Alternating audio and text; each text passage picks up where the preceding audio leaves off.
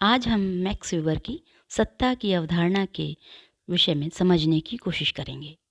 यद्यपि सत्ता में शक्ति निहित होती है, लेकिन यदि शक्ति किसी व्यक्ति या समूह के विरुद्ध बाध्यता या जबरदस्ती का प्रयोग है, तो सत्ता को शक्ति का वह उपस्वरूप कह सकते हैं जिसमें लोग शक्ति की वैधता के कारण आज्ञा पालन स्वतः करते हैं। यानी कि सत्ता के बिना शक्ति असंस्थागत रहती है और इसका प्रभाव अनिश्चित होता है। सत्ता के संस्थागत होने के कारण ही इसका क्षेत्र, प्रकृति और वितरण निश्चित हो जाता है। वास्तव में सत्ता नियमों, प्रक्रियाओं, परंपराओं और आदर्शों, जिन्हें हम नॉर्म्स कह सकते हैं, का प्रतिनिधित्व करती है, जो कि समाज को एक इकाई में बांधती है। अगर हम पार्सन्स के शब्दों में कहें तो सत्ता वही है जो नैतिक रूप से शक्तिमान तथा शक्ति रहित दोनों के द्वारा युक्त मानी जाती है। वैसे तो प्रत्येक समाज में शक्ति संबंध पाए जाते हैं, क्योंकि इन संबंधों में राजनीतिक शक्ति का विशेष महत्व होता है।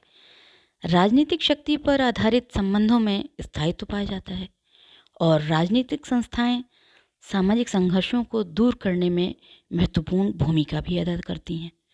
राजनीतिक शक्ति का स्थायित्व केवल पार्श्विक शक्ति से नहीं आता, उसका आधार तो वो मान्यताएं हैं जिनके कारण वह वैध मानी जाती है। अतः सत्ता भय पर ही आधारित नहीं होती, बल्कि उन सत्ता के प्रति आत्मसमर्पण करने वाले व्यक्तियों की स्वतंत्र सहमति ही सत्ता का वैध आधार है। अब हम वेबर की बात करें तो जर्मन राजनीतिक अर्थशास्त्री तथा समाजशास्त्री श्री मैक्स वेबर के अनुसार सत्ता विशेष रूप से आर्थिक आधारों पर आधारित होती है।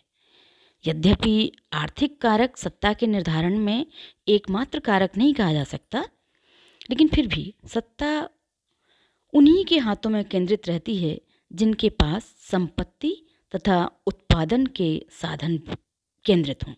संस्थागत अर्थव्यवस्था समाज के किसी विशिष्ट वर्ग को अधिकार या सत्ता प्रदान करती है और ये वर्ग अपनी उस सत्ता के बल पर दूसरे वर्गों पर प्रभुत्व रखता है या उनसे ऊंची स्थिति में विराजमान रहता है। अर्थात हम यहाँ कह सकते हैं कि सत्ता में वैधता जरूरी है। शक्ति का अर्थ किसी अन्य को नियंत्रित करने की योग्यता है, लेकिन सत्ता से अभिप्राय है वैध शक्ति। इसका अर्थ है कि जो स्वामी है उसको आदेश देने का अधिकार है और वह उसके अनुपालन की अपेक्षा कर सकता है। धन्यवाद।